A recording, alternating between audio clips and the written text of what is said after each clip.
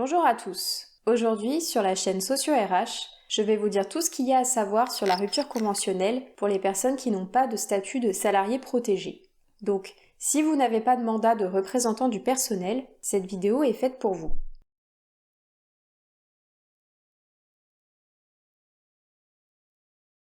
Alors, une rupture conventionnelle est une procédure permettant à un collaborateur en CDI ou à un employeur de rompre un contrat de travail à l'amiable. Donc, l'employeur ou le salarié ne sont pas obligés de l'accepter s'ils ne sont pas d'accord.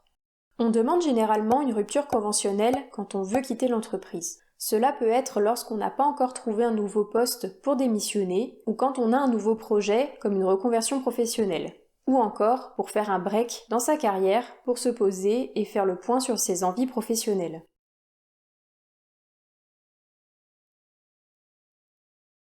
Alors, la demande de rupture conventionnelle doit se faire par écrit. Il faut toujours privilégier l'envoi par une lettre recommandée avec accusé de réception pour avoir la preuve que l'employeur l'a bien reçue. Sinon, et en fonction des pratiques de l'entreprise, la demande peut être envoyée par mail.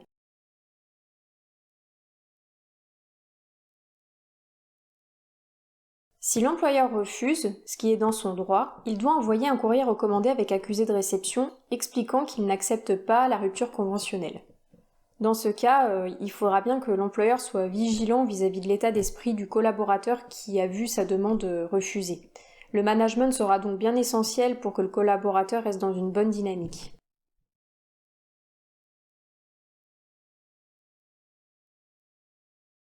Si l'employeur accepte, il va inviter le collaborateur à un premier entretien pour échanger et comprendre les raisons de la demande de rupture conventionnelle.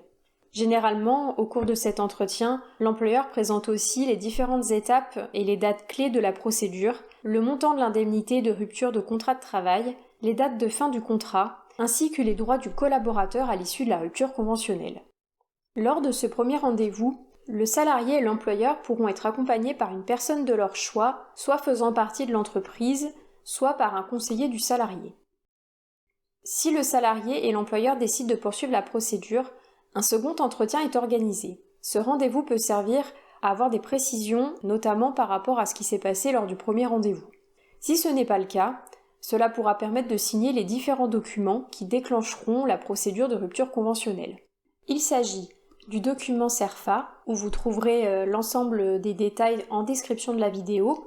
Petite astuce, ce document peut être complété en ligne via le site internet TéléRC, et de la convention de rupture qui précise l'ensemble des modalités liées à la cessation du contrat de travail.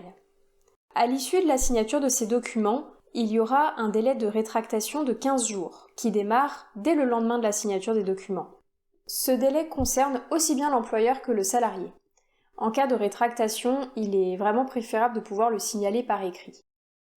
À l'issue du délai de rétractation de 15 jours, les documents peuvent être envoyés à l'inspection du travail. Celui-ci aura 15 jours ouvrables pour donner sa décision. En cas d'absence de réponse, la rupture conventionnelle est réputée comme étant acceptée. L'inspecteur du travail peut également contacter le salarié ou l'employeur pendant toute la durée de la procédure pour avoir des précisions sur le déroulement ou la nature de la procédure. Il est donc bien important qu'elle soit bien faite à l'amiable entre les deux parties et sans source de litige.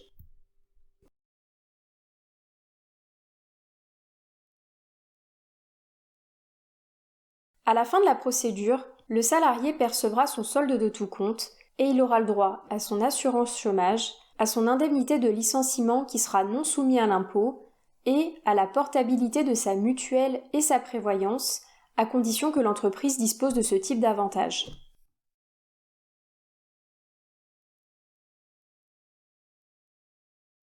Alors, ce qu'il faut savoir, c'est que le montant de l'indemnité de licenciement doit être correctement calculé en prenant en compte le calcul le plus avantageux entre le légal et la convention collective. Le montant qui est à donner au salarié doit toujours être le plus favorable pour lui, au risque d'avoir un litige par la suite. Si vous négociez une indemnité de licenciement plus importante ou bien que votre convention collective prévoit un montant plus favorable que le légal, vous allez percevoir une indemnité dite supralégale. On va prendre un exemple. Si vous percevez 18 000 € d'indemnité, mais que le calcul de votre indemnité légale issue du Code du travail est de 12 000 €, votre indemnité supralégale sera de 6 000 €. Cela va entraîner deux conséquences. Il y aura une incidence sur l'impôt puisque vous allez être imposable sur le montant perçu.